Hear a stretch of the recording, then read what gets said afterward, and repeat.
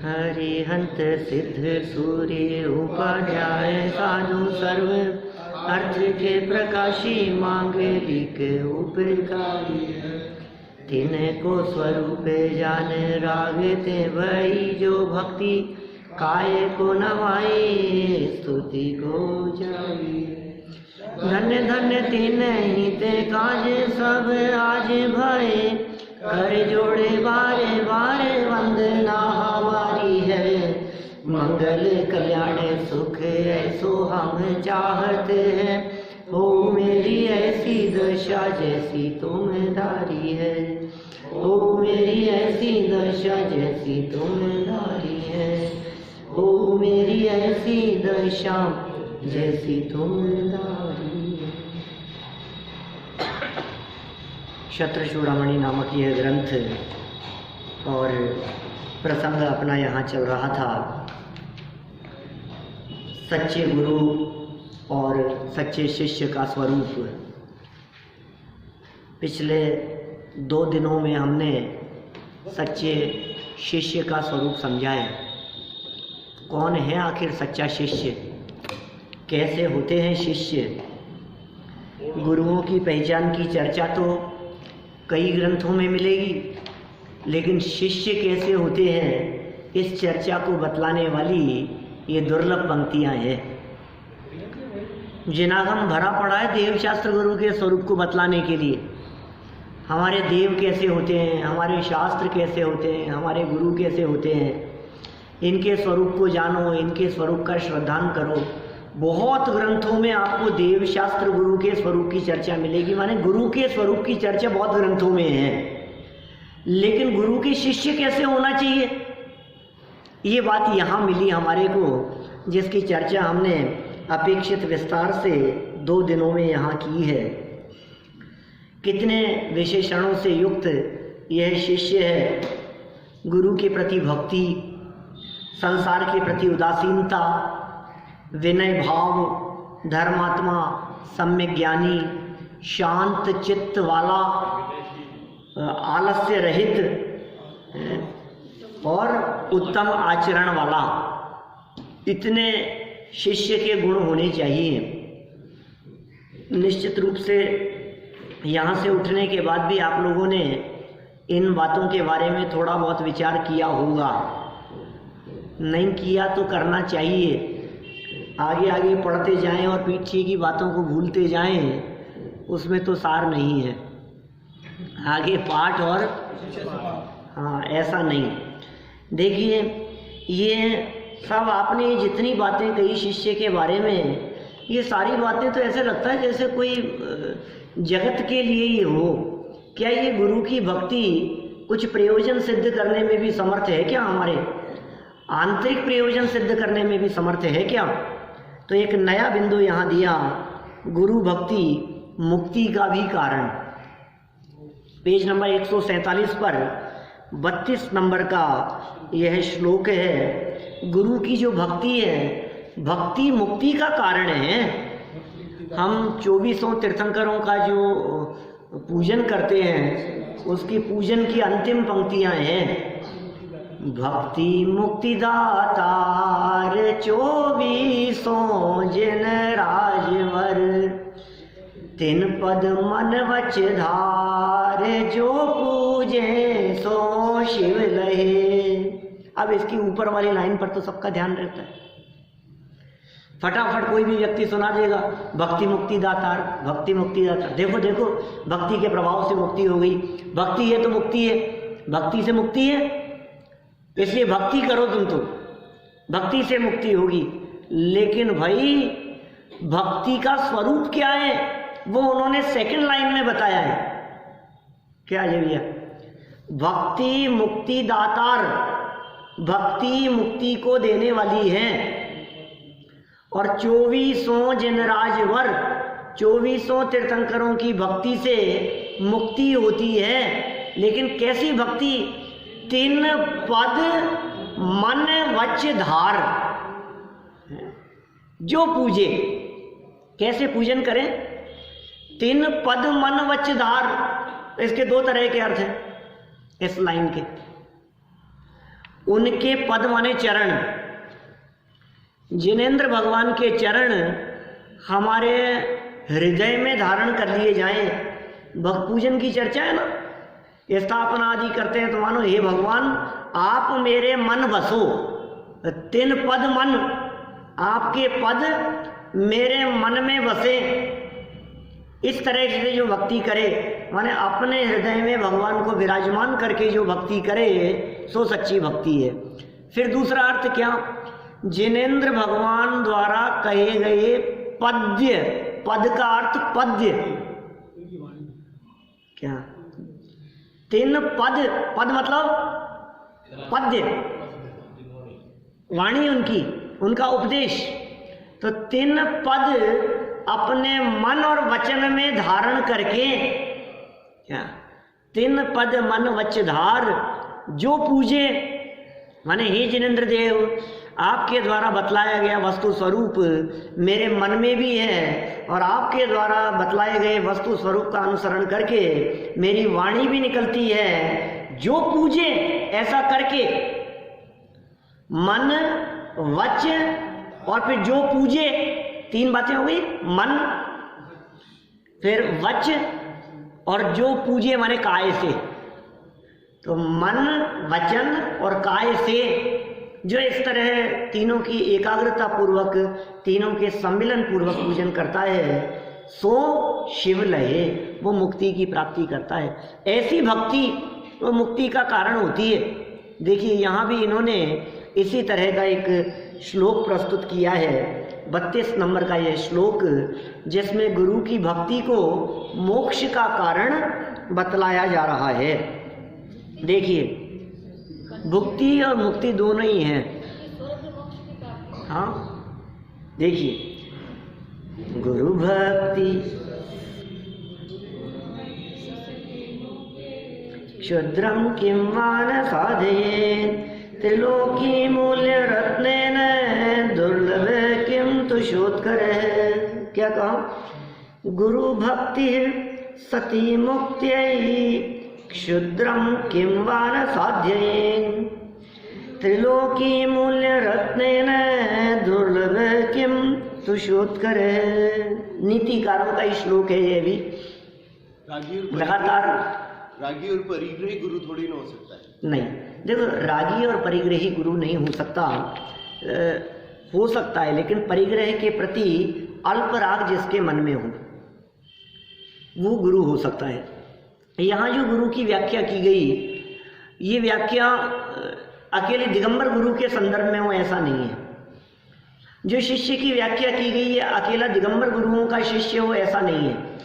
हाँ, दिगंबर गुरुओं के बतलाए हुए अनुसार प्रतिपादन करने वाले भी गुरु हैं और ऐसे ज्ञानी विद्वानों के वचनानुसार चलने वाले भी शिष्य हैं। क्योंकि यहाँ आर्य नंदी और जीवंदर कुमार का प्रसंग चल रहा है। प्रसंग जो चल रहा है वो आर्य नंदी और जीवंदर कुमार का चल रहा है और इस प्रसंग के अनुसार देखो तो आर्य नंदी गुरु दिगंबर गुरु नहीं है और वो जो शिष्य हैं वो शिष्य श्रावक हैं और बतलाने वाले भी श्रावक हैं, लेकिन ज्ञान के धारी हैं, वैराग्य का उपदेश देने वाले हैं। गुरु के वे सारे लक्षण इसमें लागू होंगे। रत्नत्रय से संपन्न होने चाहिए, चाहे चौथे गुणस्थान वाले हों चाहे पंचम गुणस्थान वाले हों, निष्प्रय भाव से पात्रों के प्रति स्नेह रखने वाले हों, मोक्ष मार्ग का उपदेश देने वाले हों, ये सारे लक्षण गुरु में घटित होंगे। आप यदि सर्व प्रकार के राग रहित को गुरु मानेंगे तो फिर परमात्मा के अतिरिक्त और किसी को गुरु नहीं मान पाएंगे, ये समस्या खड़ी होगी। चलिए मैं यहाँ से पढ़ता हूँ कुछ अन्वयार्थ की पंक्तियाँ। अत्रह नीति कह करके नीचे लिख रहे हैं, संस्कृत छोड़ करके सीधा हिंदी हम पढ़ेंगे। जब समीचीन गुरु की भक्ति भुक्ति की प्राप्ति के लिए होती है तो फिर किस क्षुद्र कार्य को नहीं साधेगी। जैसे 3 लोक है, मूल्य जिसका ऐसे रत्न से भूसे का ढेर मिलना क्या दुर्लभ है। ये गुरु भक्ति की महिमा का बखान कर रहे हैं, गुरु भक्ति को कह करके पुकार रहे हैं। भाई साहब सुनो, ये गुरु भक्ति जब मोक्ष दे सकती है, इस गुरु भक्ति से आपको मुक्ति मिल सकती है, तो क्या इस गुरु भक्ति से दुनिया के साधन मिल जाएं तो कौन से आश्चर्य की बात है? क्या दम है इसमें? इस गुरु भक्ति की महिमा में ये बखान करके आचार्य देव ने इतना सुंदर श्लोक कह दिया। शूद्र कार्य कराना चाहता है गुरु भक्ति से, गुरु आदेश से, गुरु के द्वारा जो मार्ग बतलाया गया है, गुरु के द्वारा जो मिल सकता है, वो इस तीन लोक में सर्वोत्कृष्ट पदार्थ वो मुक्ति है। गुरु तुझे मुक्ति दिला सकते हैं। अरे उस मुक्ति में आपके खराब गाड़ी से मुक्ति है, परेशान करने वाले मकान से मुक्ति है, पड़ोसियों से यदि आप परेशान हो तो उनसे भी मुक्ति है, जिसे सारे जगत में दुख भोगने का माध्यम कहा जाता है, ऐसे शरीर से भी मुक्ति है। सर्व प्रकार की टेंशन, आकुलता, व्याकुलता, घबराहट, सबसे मुक्ति का नाम मोक्ष है। और वो परम मुक्ति की प्राप्ति गुरुओं की शरण में आकर के, गुरुओं की भक्ति से मिलती है। अब हमने कहा कि तेरी सारी टेंशन मिट जाए, सारी आकुलता मिट जाए, ये गुरु भक्ति से होगा। ये गुरु की शरण में आकर के कहता है महाराज मेरा केस निपट जाए। क्या? अरे हम कह रहे हैं तेरी सारी टेंशन निपट जाएगी, तू अकेले एक केस की बात कर रहा है, तेरी बुद्धि कहाँ है? हम कह रहे हैं तेरे सारे काम हो जाएंगे और तू ये कहता है कि महाराज बस मेरा तो कमर दर्द ठीक हो जाए ना, मुझे इतना बहुत है, मैं तो आपका आशीर्वाद मिल जाए और ये कमर दर्द ठीक हो जाए। अरे न कमर दर्द रहेगा, न घुटनों के दर्द रहेंगे, न कमर रहेगी न घुटने रहेंगे। क्या? कमर और घुटने माने शरीर भी छूट जाएगा, तो शरीर से भी मुक्त हो जाएगा, सिद्ध अवस्था की प्राप्ति होगी। ऐसी मुक्ति की यहाँ चर्चा की जा रही है। किसी दरिद्री व्यक्ति को, किसी गरीब व्यक्ति को कोई राजा, चक्रवर्ती जैसा सम्राट ये कहे कि मांग तुझे क्या मांगना है, मैं तुझसे बहुत प्रसन्न हूं। बोलो, आज तो अवसर ऐसा आ गया है उस गरीब व्यक्ति के लिए कि मानो जन्मों की दरिद्रता मिट जाए, पीढ़ियों से चली आ रही गरीबी और दरिद्रता और दासता को मिटा देवे, ऐसा प्रसंग आ गया है, ऐसा मौका मिला है। चक्रवर्ती जैसा सम्राट, और वो कह रहा है मांग तुझे क्या मांगना है, और वो भिखारी ये कहे महाराज एल्युमिनियम का कटोरा है, स्टील का दिला दो ना भीख मांगने के लिए। ये तेरे अभाग्य की महिमा तो हमसे नहीं कही जा सकती यार। क्या मांग रहा है? तेरे में अकल है? तू किससे मांग रहा है और किसने तेरे को ऑफर दिया है? तुझे अंदाजा है इस बात का? नहीं तो मैं तो क्या थोड़ा अच्छा नहीं लगता आजकल, थोड़ा सा भीख मांगता हूँ ना मैं एल्युमिनियम के कटोरे में, थोड़ा स्टील का दे दो, इसकी जगह चेंज कर लूंगा मैं। तो मांगना तो भीख ही है।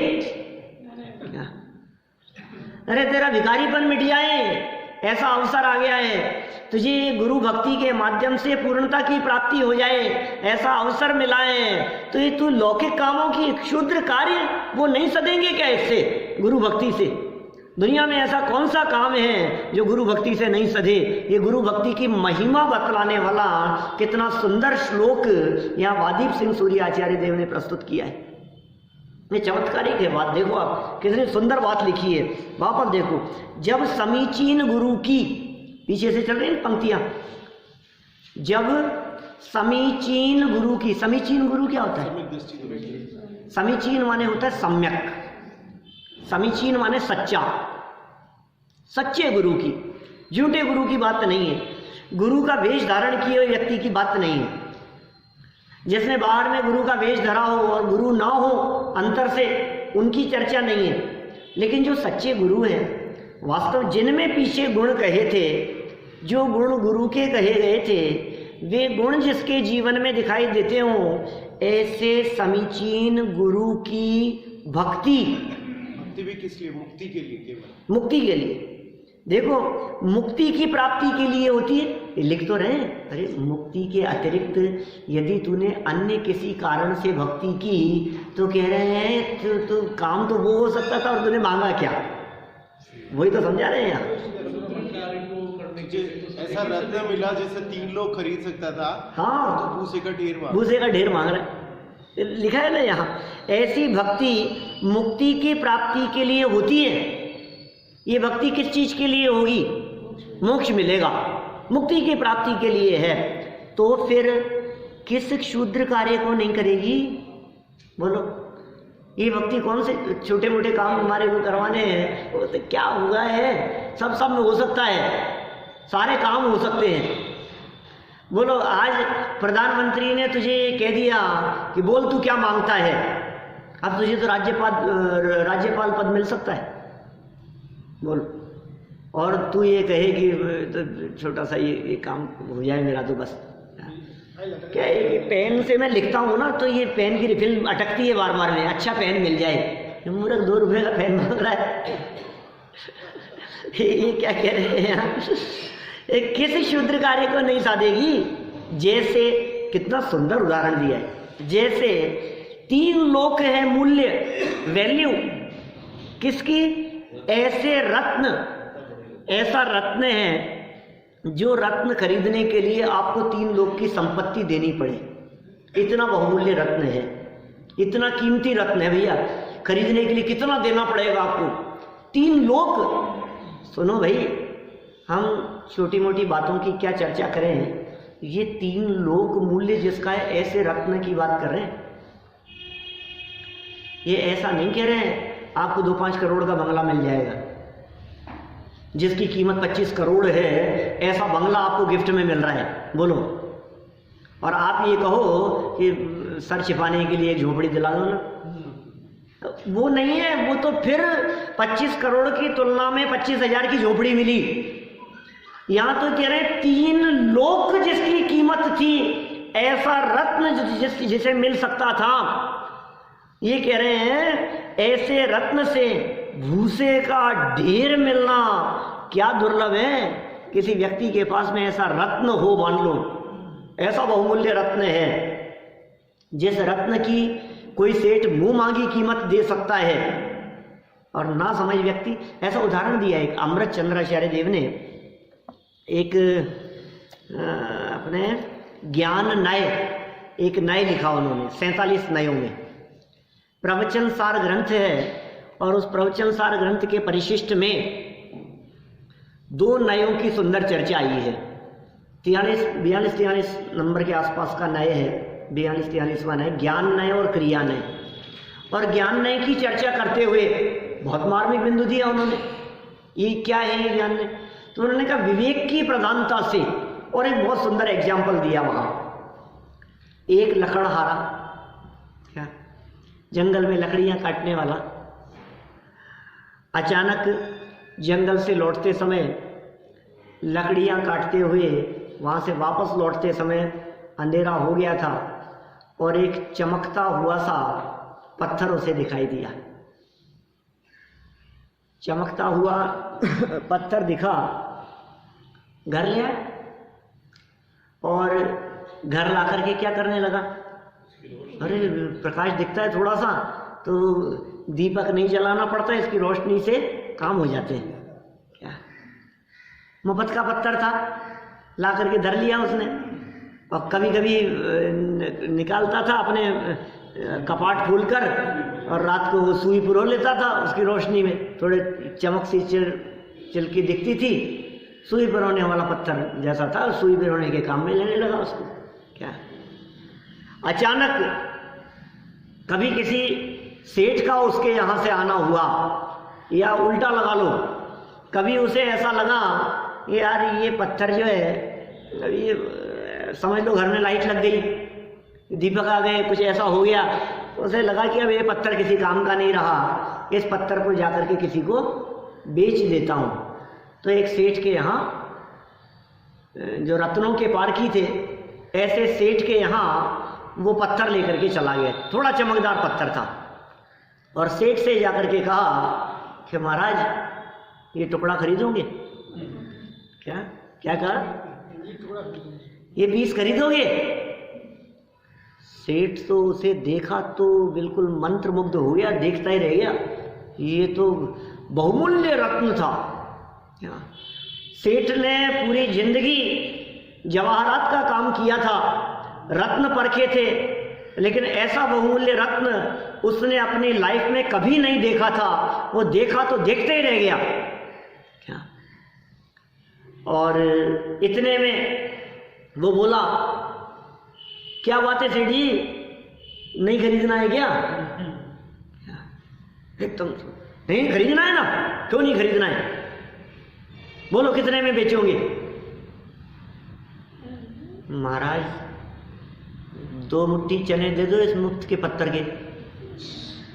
ये सच्ची बात है, ये अमृत चंद्राचार्य देव ने लिखी है, प्रवचन सार परिशिष्ट ज्ञान नहीं की चर्चा कर रहा हूं। बोले 2 मुट्ठी चने दे दो इस मुफ्त के पत्थर के।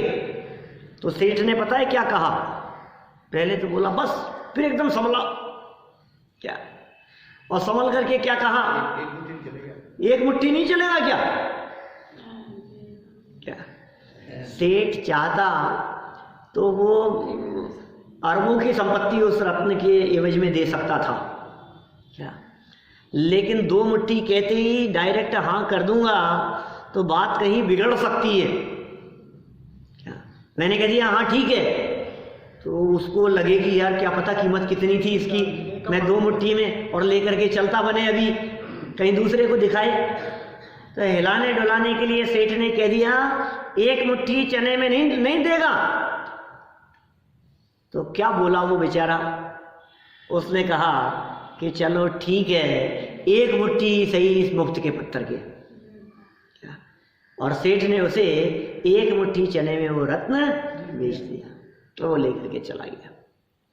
वहां तो वो प्रसंग ज्ञान की महिमा के संदर्भ में कहा है, समझदारी की महिमा के संदर्भ में। हम यहाँ कहना चाह रहे हैं ऐसे अनादि काल से हमने अपनी ज्ञान पर्याय रूपी रत्न को ये चने खरीदने बेचने में बर्बाद किया है क्या।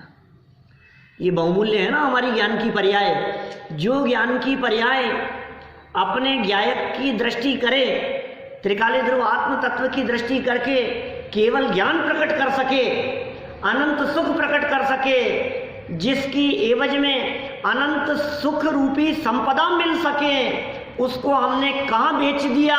और ये कहता है अरे मुफ्त का था, 1 मुट्ठी चने ले आया मैं, तो मजा आ गया।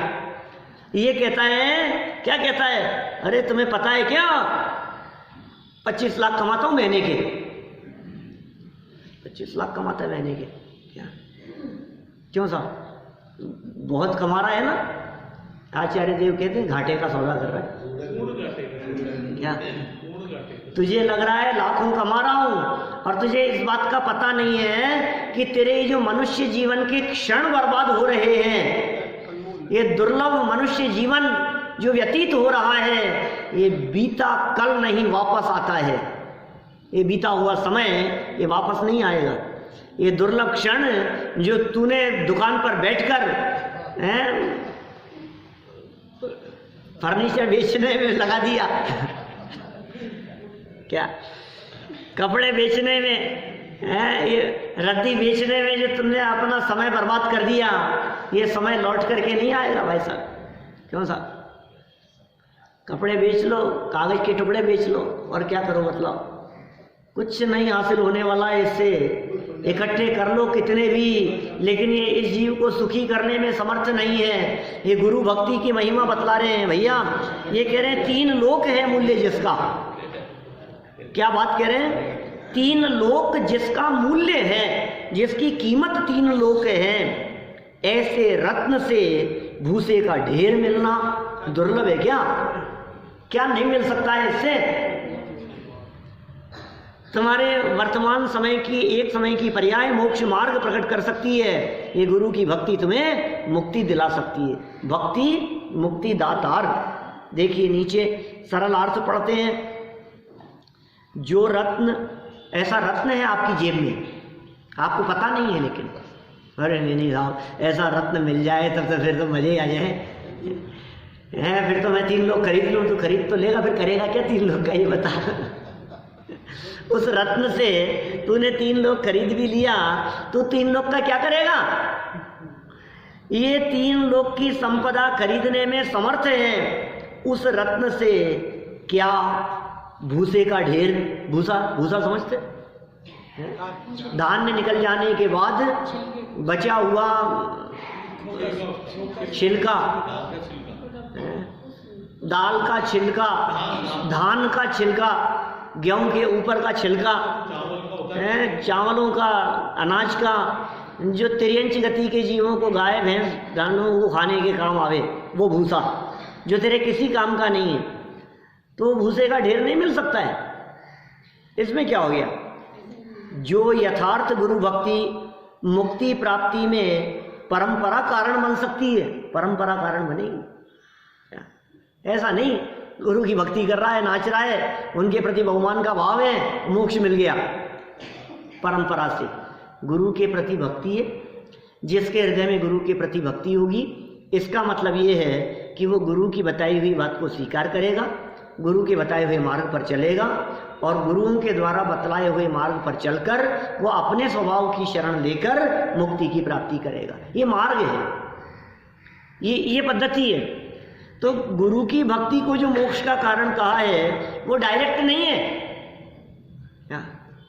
डायरेक्ट नहीं है वो, लेकिन उससे ये काम हो सकता है, वो प्रोसेस है। जैसे समझो रफ की एग्जीबिशन लगी थी अभी हमारे यहाँ, जनोपयोगी भवन में लगती रहती है ना, हमारे घर के बगल में, तो कितने जौहरी आए पूरे जयपुर के खरीदने के लिए। रफ तो जानते हैं, खड़ कहते हैं, रफ खड़ एक ही बात है।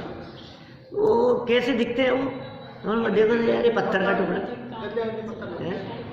इस पत्थर का क्या करेंगे, इस पत्थर का बेकार सा दिख रहा है, गंदा सा दिख रहा है, लेकिन जो पारखी होते हैं ना वो उस पत्थर के टुकड़े की कीमत देते हैं। क्यों? वो क्या जानते हैं कि ये जो पत्थर का टुकड़ा है ना, ये भी इतने में खरीदूंगा और इसके इतने दाम मिलेंगे मेरे को। कोई उस पारखी व्यक्ति को देखकर उसके साथ में गया हुआ कोई नौकर वो ये सोच ले रहे यार इस पत्थर के ये 2000 रुपये का पत्थर ये बतला रहे हैं और 2000 रुपये के पत्थर के 2 लाख रुपए में ले जाकर के बेचेंगे क्या? साथ में गया हुआ सर्वेंट इस बात को समझ ले वे, सुने क्या, दिमाग चकरा जाए उसका। अब यदि वो व्यक्ति ये सोचे कि चुराने की सोचे और चुरा करके बाजार में जाकर के उस पत्थर को बेचे तो कितने पैसे मिलेंगे? 2000 भी नहीं मिलेंगे क्या? उस 2000 के 2 लाख कैसे होंगे ये वो पारखी जानता है कि उस पत्थर की किस तरह की प्रोसेसिंग होगी और वो प्रोसेस होकर के जब वो फिनिश्ड गुड्स के रूप में निकलेगा सामने, वो रत्न के रूप में सामने आएगा तो 2 लाख क्या 20 लाख देने को तैयार हो जाएंगे इस पत्थर के टुकड़े के। तो ये पत्थर का टुकड़ा 2 लाख की कीमती 2 लाख की कीमत रखता है कि नहीं उस पारखी के लिए? रखता है। अंदर की बात अंदर की बात समझता है, डायरेक्ट नहीं। वो कहीं ऐसे ले जाकर के नहीं बेचेगा, वो जानता है, उस प्रक्रिया को जानता है। तो गुरु की भक्ति को मोक्ष का कारण कहा है। कोई व्यक्ति, अज्ञानी व्यक्ति इतना सुनकर के गुरु के चरणों में पड़ा रहे और आरती घुमाए उनके और सोचे भाई साहब देखो लिखा था वादीप सिंह सूर्य आचार्य देव ने कि गुरु की भक्ति मोक्ष का कारण है, हम तो कुछ नहीं बस भक्ति करो तुम तो इनकी, पैर दबाओ इनके। कि सुन भैया पैर दबाने से काम नहीं चलेगा, वो प्रक्रिया है। गुरु क्या कह रहे हैं वो सुन, गुरु क्या समझा रहे हैं, गुरु क्या मार्ग दिखा रहे हैं, उस बताए हुए मार्ग को गहराई से सुनो, समझो, स्वीकार करो, अंदर में चिंतन करो और फिर अपने में समा जाओ तो फिर परंपरा से मुक्ति की प्राप्ति होती है। लेकिन कारण कौन बना? गुरु की भक्ति। इसलिए गुरु भक्ति को यहाँ मोक्ष का कारण कह करके पुकारा गया है। देखिए जो यथार्थ गुरु भक्ति मुक्ति प्राप्ति में परंपरा कारण बन सकती है, तो क्या उस गुरु भक्ति से शुद्ध सांसारिक अनुकूल पदार्थों की सहज प्राप्ति शक्य नहीं है? सांसारिक अनुकूल पदार्थ नहीं मिलेंगे फिर उस गुरु भक्ति से। क्या चाहिए तुझे? महाराज आपकी पीछे लग जाए मेरे माथे पर, क्या मेरी दुकान चलने लग जाए? कि मूर्ख, तू दुकान चलाना चाहता है, वो ऐसा उपाय बतलाएंगे कि तुझे अनंत काल तक दुकान लगाने की जरूरत नहीं पड़े। क्या बोल, तो दुकान चलाना चाहता है क्या? नक्की तो कर पहले दिमाग में। वो दुकान चलाने के लिए आशीर्वाद नहीं है, उनके बताए हुए मार्ग को सुनकर के दुकान बंद हो जाए, जरूरत नहीं पड़े। कहने का मतलब दुकान की जरूरत नहीं है। अच्छा बतलाओ, आप दुकान पर क्यों बैठते हो? पैसा कमाने के लिए ना। और आपको ये व्यवस्था कर दी जाए कि कल से दुकान पर मत जाना, 25 लाख यहाँ से महीने के ले जाना, बोलो जाओगे क्या? अब क्या भी जाएंगे? अब क्यों जाएगा? माने कुल मिलाकर के बात तो दुकान पर जाने की इसीलिए है ना कि हमारे को पैसा मिलेगा। पैसे से क्या करेगा बतलाओ? चलो पैसे तुम्हारे को बहुत दे देवे, लेकिन वो 2 साल पुराने। क्या आज कितनी तारीख है? 8 नवंबर की घटना थी, आज तो 4 नवंबर है? आज से ठीक 2 साल पहले पहुंच जाओ आप, है? वो सारे नोट अभी तुम्हारे को दे दे, बोलो क्या? अरे क्या ये तो बेकार है, मिट्टी है, इसमें क्या दम है? इसका मतलब वास्तव में पैसे की कीमत नहीं है। जिस पैसे के माध्यम से भोग सामग्री मिल सके, कीमत उसकी है। हमारे दिमाग में वैल्यू उसकी है कि इस पैसे के माध्यम से क्या मिल सकता है हमारे को। अरे पैसे से ये मिल सकता है, गाड़ी बंगला मकान नौकर चाकर फैसिलिटी सुविधाएं सब किससे मिलती है? इससे। इसलिए पैसे की कीमत है, इसलिए चाहिए ना। तो तेरे को गाड़ी बंगला मोटर ये सब क्यों चाहिए? कि सुखी होने के लिए। अब गुरु ये कहें कि सुन, मैं तेरे को बिना गाड़ी के सुखी होने का रास्ता बता दूं तो बोले बहुत अच्छा है। पर पॉइंट समझ में आ रहा है क्या? माने यदि जो चीज तो लेकर के तू करना क्या चाहता है? जैसे हमने ये कहा कि दुकान पे क्यों बैठते हो? बोले पैसा कमाने के लिए। हमने कहा बिना दुकान के पैसा मिल जाए तो बोले बहुत अच्छा है, नहीं चलाएंगे दुकान। फिर हमने कहा पैसा क्यों चाहते हो? बोले सुखी होने के लिए। तो फिर हमने कहा कि मैं बिना पैसे के सुखी का मार्ग बतला दूं तो बोले बहुत अच्छा है। माने ये जो गुरु भक्ति है, ये गुरु भक्ति क्या कह रही है? सांसारिक अनुकूल पदार्थों की सहज प्राप्ति क्यों नहीं होगी इससे? लेकिन भाई सांसारिक पदार्थों की प्राप्ति के लिए कोई शिष्य यदि गुरु की भक्ति करे तो वो योग्य गुरु नहीं है और वो योग्य शिष्य भी नहीं है। वो पात्र जीव नहीं है, उसमें अकल नहीं है किससे जाकर क्या मांग रहा है, क्या किसकी शरण में जाकर के क्या मांग रहा है। सुनो, आपके यहाँ दरबार में, आपकी सभा में, क्या आपने किसी एक विशिष्ट आयोजन में मुख्यमंत्री को बुलाया यहाँ, क्या आप क्या मांगोगे उनसे? डिमांड रखते हैं, तभी तो बुलाते हैं। उनको बुलाएंगे कि साहब हमारे यहाँ पार्किंग की व्यवस्था करवा दो, हमारे यहाँ ये करवा दो, ये इसके लिए ऐसा हो जाए, थोड़ी सुविधा हो जाए, हम एक विद्यालय खोलना चाहते हैं, हम ऐसा अस्पताल बनाना चाहते हैं, हम ऐसा, जो भी जिसकी भावना हो, ऐसे डिमांड रखते हैं ना। जानता है किसके सामने क्या डिमांड रखनी है?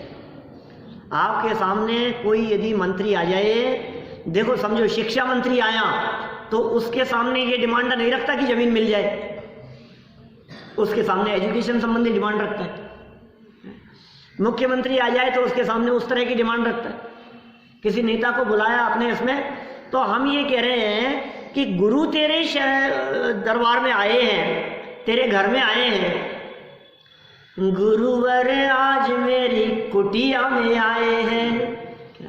ये गुरुवर, ये मुनिराज आ गए, बोल क्या मांगता है, मांग, तुझे क्या क्या चाहिए। अब जो समझदार शिष्य होता है वो तो मुक्ति की कामना रखता है उनके माध्यम से कि हे गुरुवर मुक्ति का मार्ग बतला दो, मैं क्या मांगूं तुमसे, तुम्हारे बतलाए हुए मार्ग पर चलकर तुम जैसा बन सकता हूं ये काम हो सकता है। तो सच्चा शिष्य तो वो मांगता है, और जो अनाड़ी ना समझ होता है ना, फिर वो ये कहता है कि पीछे लग जाए तो दुकान चल जाए। बस फिर तो ये लगेगा महाराज आप तो बहुत समय से परेशान हूँ, ऐसा रोग हुआ है, डॉक्टरों ने जवाब दे रखा है आपकी पीछे लग जाए तो शायद बीमारियां ठीक हो जाए। अरे तू शरीर की बीमारी मिटाना चाहता है या आत्मा की बीमारी मिटाने की बात कर रहे हैं? तो देह की बीमारी को मिटाने की बात सोच रहा है। ये देह की बीमारी तो मिटी हुई है, इसमें क्या दम है? ये देह छूटकर ही छूटेगा तो बीमारी रहेगी क्या? तेरा कैंसर अगले जन्म में साथ जाता है क्या? हार्ट की प्रॉब्लम अगले जन्म में साथ जाएगी क्या? ये तो छूट ही जाएगी, इसमें दम नहीं है। लेकिन जो असली बीमारी जन्म जरा मृत्यु रोग विनाशनाय जन्म निर्वपामी थी स्वाहा, वो रोग का उपचार इनके माध्यम से किया जाता है। चलिए, समय सीमित है और मैं विशेषार्थ पढ़ करके बात को पूरी करता हूं। देखो विशेषार्थ में क्या कहते हैं, सम्यक दृष्टि, अणुव्रति अथवा महाव्रति को ही यथार्थ गुरु भक्ति होती है। लो, गुरुओं को, मुनिराजों को भी शामिल कर लिया भक्ति करने वालों में। भक्ति करने वालों में क्या, वे भी भक्त हैं भाई, उन्हें भी मुक्ति चाहिए। वे किसकी भक्ति करते होंगे? और गुरु भक्ति, महाव्रति को ही यथार्थ गुरु भक्ति होती है। मतलब महाव्रति मुनिराजों के ऊपर भी कोई गुरु है, परम गुरु है ना। देखो, सम्यक दृष्टि हो कोई जीव, अणुव्रति हो, महाव्रति हो, ये हो, इनको ही यथार्थ गुरु भक्ति होती है। इसका मतलब ये है मिथ्या दृष्टि गुरु भक्ति जानता ही नहीं है। क्या मिथ्या दृष्टि को शामिल नहीं किया यहाँ? गुरुओं की भक्ति किसके हृदय में होगी? ये व्यापार रोजगार में उलझे फंसे, जगत जंजालों में फंसे हुए, पर पदार्थों में सुख बुद्धि की कामना रखने वाले ऐसे जगत के प्राणियों को गुरु भक्ति होती ही नहीं। गुरु भक्ति का भाव तो राग परिणाम है, और राग आश्रम बंध का कारण है। वीतराग भाव शुद्ध परिणाम है और वह धर्म रूप है। वीतराग परिणाम धर्म रूप है। कुछ राग भाव था ना गुरु भक्ति में, जो राग था वो नहीं। उस भक्ति के होने पर, भक्ति के साथ में जो वीतराग भाव अंदर में वर्तता है, शुद्ध परिणाम, वो धर्म है। अतः उससे संवर निर्जरा होते हैं। क्या है संवर, क्या है निर्जरा? खबर नहीं हो किसी को तो कुछ समझ में नहीं आई ये क्या कह रहे हैं। आश्रव क्या होता है, बंध क्या होता है, संवर निर्जरा क्या होती है, ये सब गहराई से वापस पढ़ो, वो वापस सुनो। वो YouTube पर जो अवेलेबल है अपने बालबोध के प्रवचन, बालबोध भाग 1, संजीव गोदा चैनल पर जाकर प्लेलिस्ट से बालबोध 1 खोलो और वहाँ जाकर के पूरे बालबोध 1 सुनो, फिर 2 सुनो, फिर भाग 3 सुनो, फिर वीतराग विज्ञान 1, फिर वीतराग विज्ञान 2, फिर वीतराग विज्ञान 3, फिर तत्वज्ञान 1 और फिर तत्वज्ञान 2।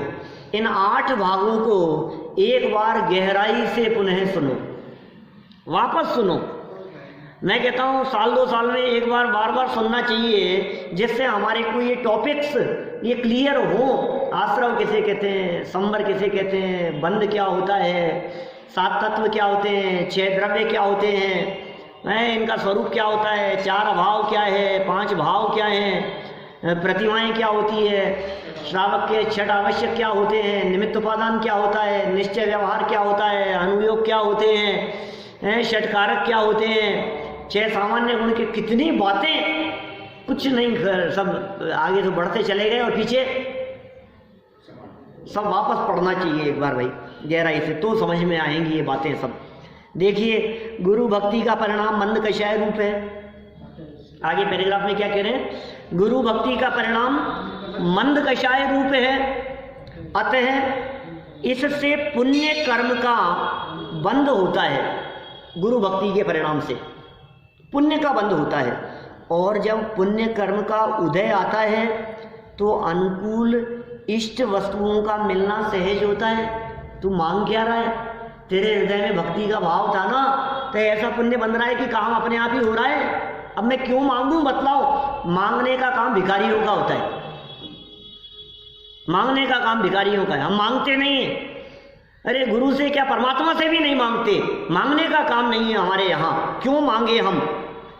जब पुण्य कर्म का उदय आता है, पुण्य कर्म बंधता है, जैसा कर्म बंधता है वैसा उदय में आता है, और अनुकूल इष्ट वस्तुओं का मिलना उस पुण्य के उदय से अपने आप हो जाता है। इस श्लोक में गुरु भक्ति को मुक्ति का कारण व्यवहार की अपेक्षा से कहा गया है। और परंपरा लगा लो तो सच्चा हो जाएगा।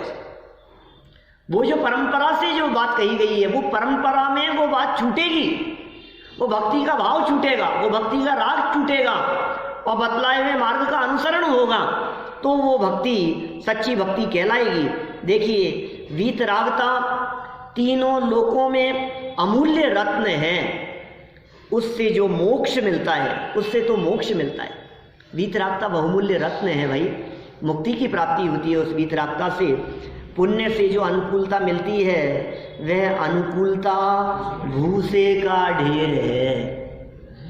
इसलिए ज्ञानी जीव को पुण्य के उदय से प्राप्त होने वाले भूसे का ढेर भी नहीं चाहिए, उसकी दृष्टि स्वभाव पर होती है। इस तरह से ये गुरु भक्ति को मुक्ति का कारण बतलाने वाला सुंदर श्लोक हमने यहाँ आज पढ़ा है। गहराई से इस भक्ति को भी समझें और अपने जीवन में इस यथार्थ भक्ति को भाने की भावना भाएं। इसी भावना से बात को यहीं विराम देता हूँ।